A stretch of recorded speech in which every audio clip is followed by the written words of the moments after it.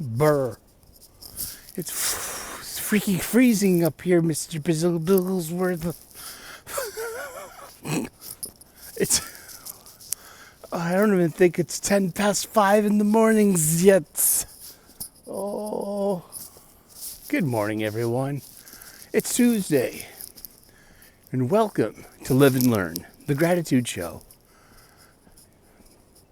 And I am full of gratitude. I wake up 3:37 a.m. full of gratitude. Then I fill myself full of breakfast and coffee and some panic pills and some cholesterol statin and some vitamins and minerals. And I get myself ready for my morning, my day. Head on a swivel. It is cold out. Let's be prepared to go inside. Oh, it's 5:06. Well, there were no bunnies and there were no planets. So if that's like, say if that's 2 minutes each, taking a quick video and then stopping to like quickly, let's see, 5:06 a.m. And then quickly making a YouTube short. Well, there's your 4 minutes right there. See? Wow. I pledge allegiance to the flag of the United States of America and to the republic for which it stands, one nation, under God, indivisible, with liberty and justice for all.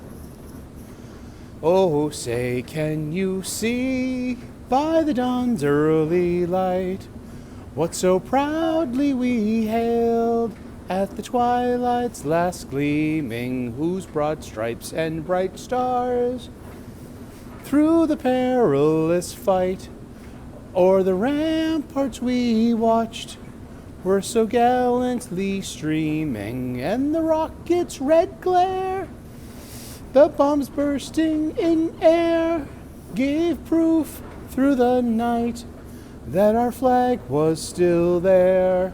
Oh, say does that star-spangled banner yet wave o'er the land of the free and the home of the brave. Let's get it on. Oh, boy.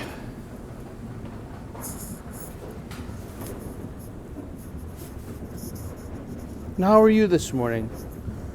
Welcome to the Gratitude List Show, recently rechristened as Live and Learn. Some wisdom my ma said to me all my life growing up that she heard from her ma growing up all her life and probably all down the line. Unfortunately, it stops with me. I didn't have any kids. No one woman loved me enough to keep them.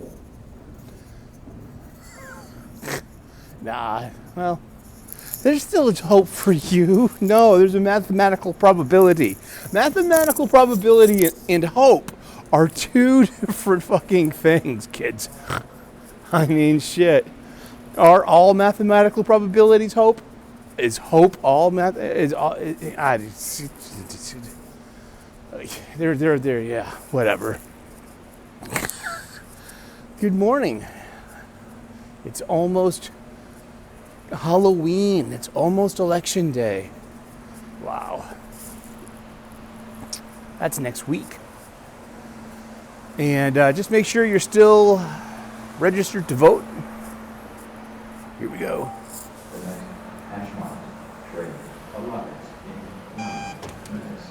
Go! Go! Let's see. Yay, nobody's on the bench, so I can sit and have my favorite backdrop without being crowded out by other people. This is the Gratitude List Show. Gratitude has really helped my life in oh so many ways. Fighting back anxiety. And yeah, something like that. I am grateful and blessed. I start off my day with a gratitude list. It's really helped.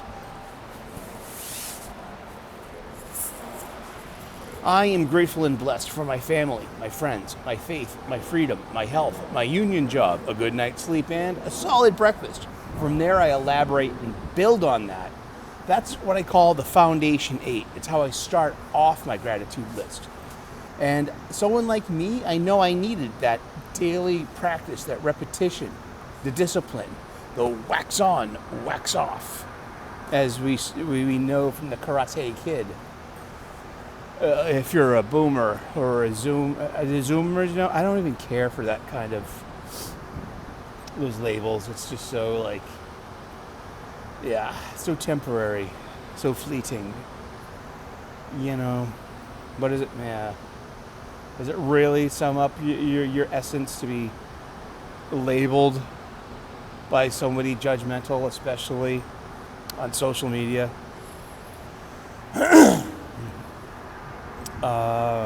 Friday, we get apolitically incorrect.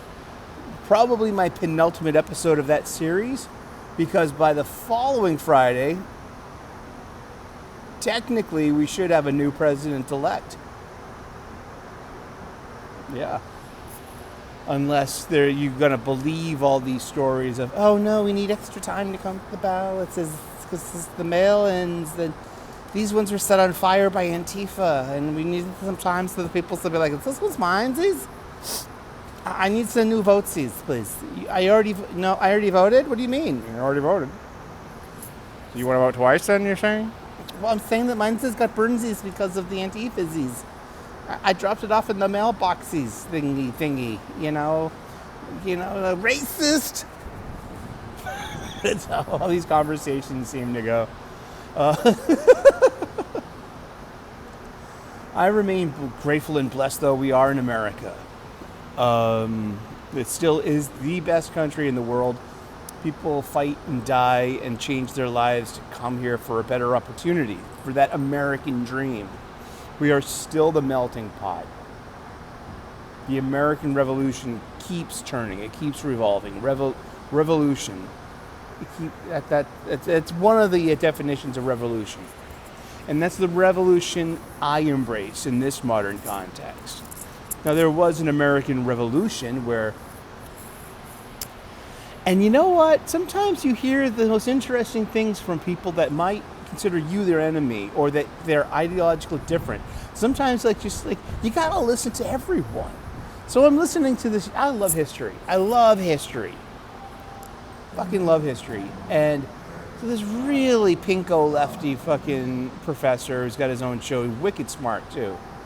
But he defined the American Revolution as a civil war, but also that it was in the British Empire's interest to give the American colonies their independence because it saved them money. And they could make more money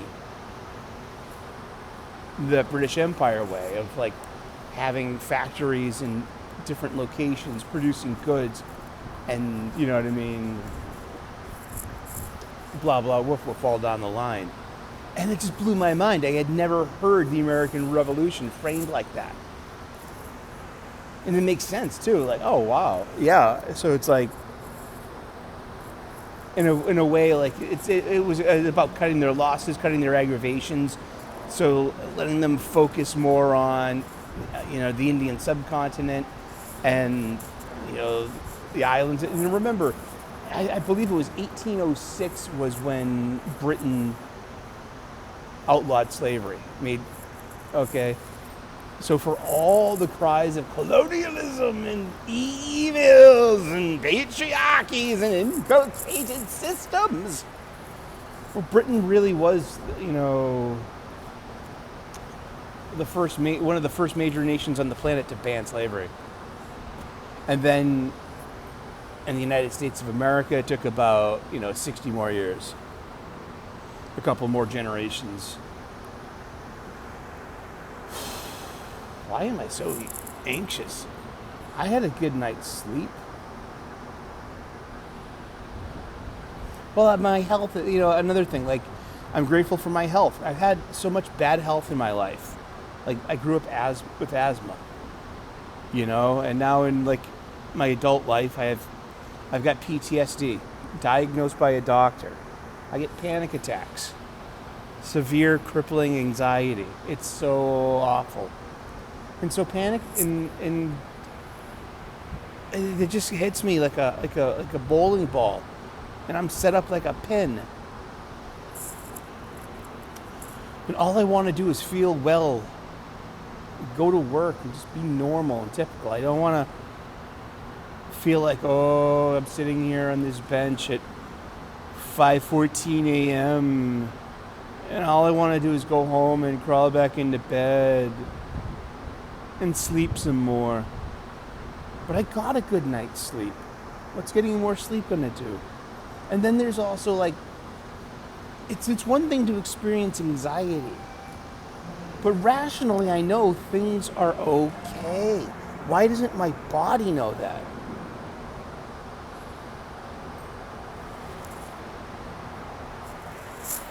That's just, it astounds me.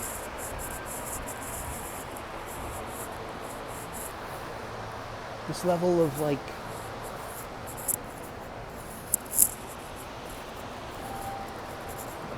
oh, here it comes. Is now arriving. Here we go. Make sure it's safe down here. Is it safe? Good morning. I don't know. Maybe you just smile at people and say good morning, and people smile back and say good morning too. Maybe it's the American secular version of Namaste or God bless. It's one of these foolish new trains with the tactical locker at each end in case of the zombie attack.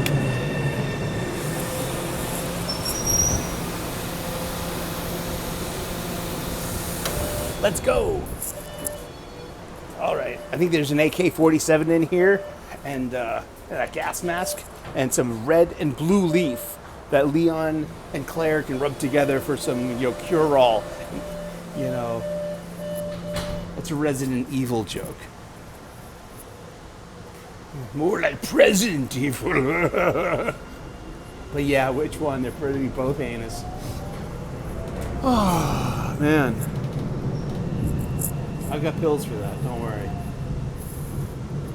Maybe it was my dreams. I right before I woke up, I'm like still feeling my teeth. Like I was at a party. I was about to sit down with the comic book creators and have a conversation. I was invited. Hey, sit down. Join us. And it was a costume party too. And my bottom teeth were all loose and bloody for some reason, and I'm just like, and then I woke up, and I was in a deep sleep too. At least I was in a deep sleep, because I had gotten up to pee twice during the night.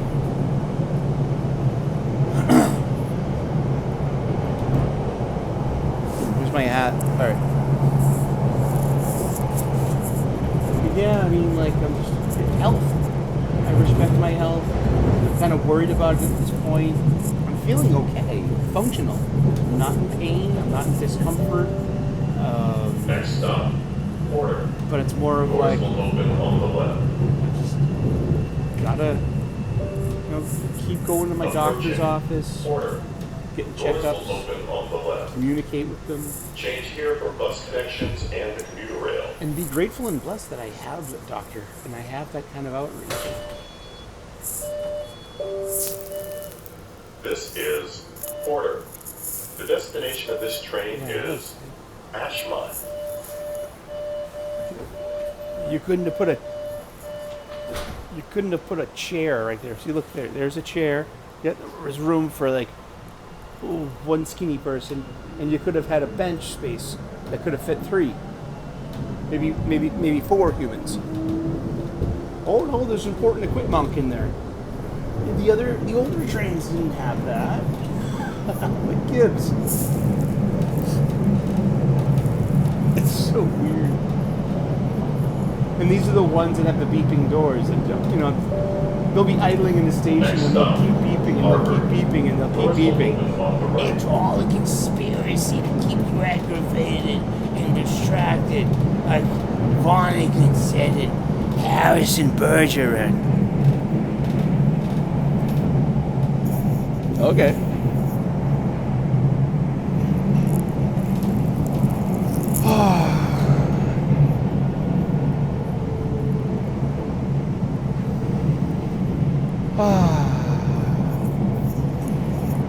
But stay in motion. Keep breathing. And if things get too hectic, go homesick. That's it.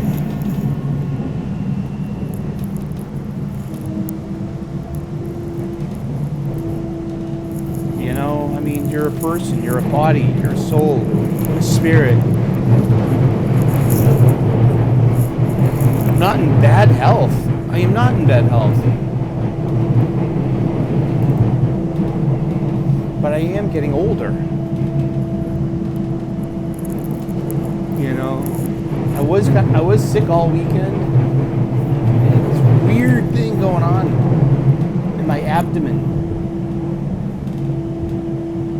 under my left rib cage, Approaching. and almost down to my hip. Doors will open on the right. There's several organs down there, man. And all I'm thinking is, oh no, I'm gonna have organ failure or something, or oh no, like, you know.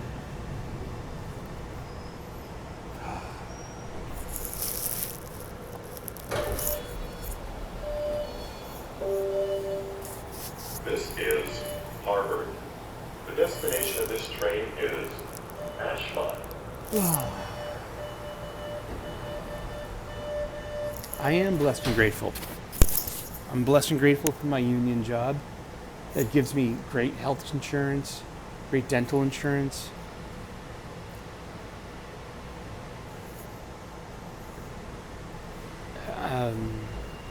Sick days, vacation days, personal days if you need them, bereavement days. You know, I experienced that firsthand 3 months ago when I lost my mom to lung and liver cancer. Next stop, Central. Doors will open on the right. I don't know. Maybe stress is in the zeitgeist. Who profits from all this? Who benefits from all this stress and anxiety and division and accusation? Just like my entire YouTube feed, my entire Twitter X feed is a churn of political bad feelings on both sides. It's so awful. It's like all the junior script writers for all the Democratic people, they were all part of Gamergate, and they wrote for Kotaku or fucking GameStop or something, or or Screen Rant, you know, in the past decade. And so they're the ones that came up with all the Nazi shit, and they're telling like, oh no, you just gotta call them Nazis, and they shut up. And because all you have to do is like say, hey, if you're not a Nazi, then you would not be bothered by this, but you're clearly bothered by this, so you're clearly a Nazi. And look, you're not just siding with Trump, you are adjacent to someone that is siding with Trump. That means you are enabling evils. This is how these people think. It's this chain of suspicion, this chain of causality, all down the line. It's turtles all the way down. It's terrible. Like that thing with the Washington Post, they lost 200,000 subscribers because they didn't endorse Kamala Harris. You didn't get your way, and this is how you're behaving, and you want to lead the free world with that mentality and ideology? Seriously? Really? You don't want to really think about that again? And that's not a win for impartiality? Oh no, because it's the fear of Bezos' fear of Trump and he wins. Nobody knows if Trump's going to win. I think Kamala Harris probably will win. I don't care. I'm not voting for either one of them. This shit is so out of my fucking control. I have to live with either of your choices. I don't think they're very good choices. You could have done a hell of a lot better.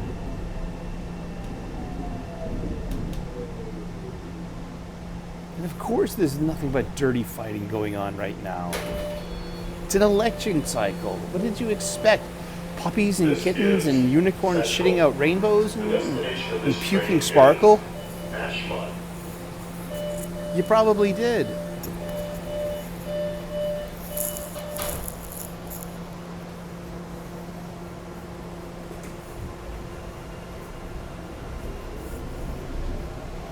Oh my gosh.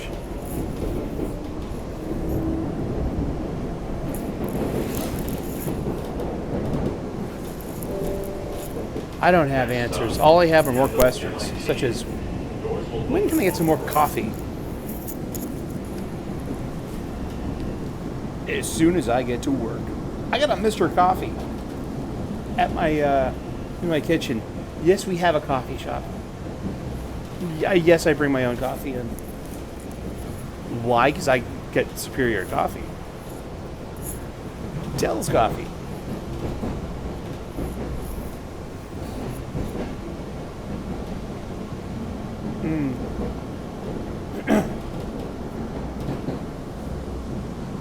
Yeah.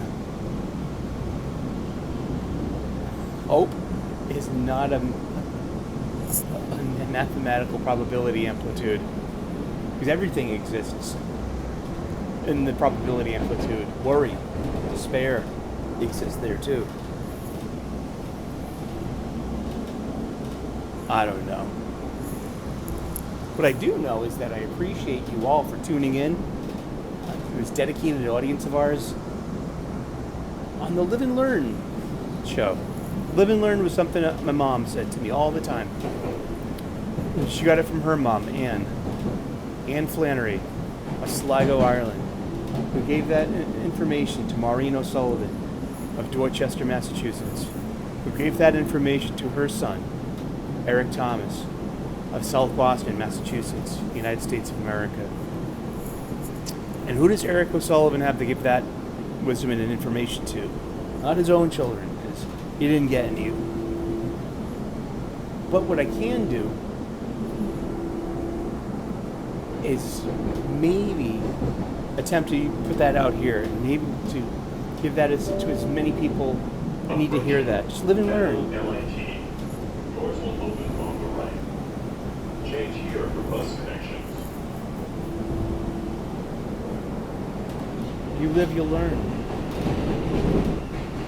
It was a popular song in the 90s, too.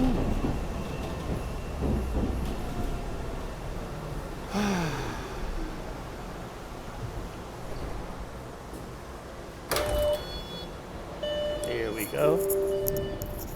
This is LIT. The destination of this train is Ashmont. Oh yeah, I'm trying to dox myself. Dude, I use my real name. I've got so much video content about me coming and going from place to place, space to space, face to face. Face to face, we got to face the face. Face to face, we got to face the face.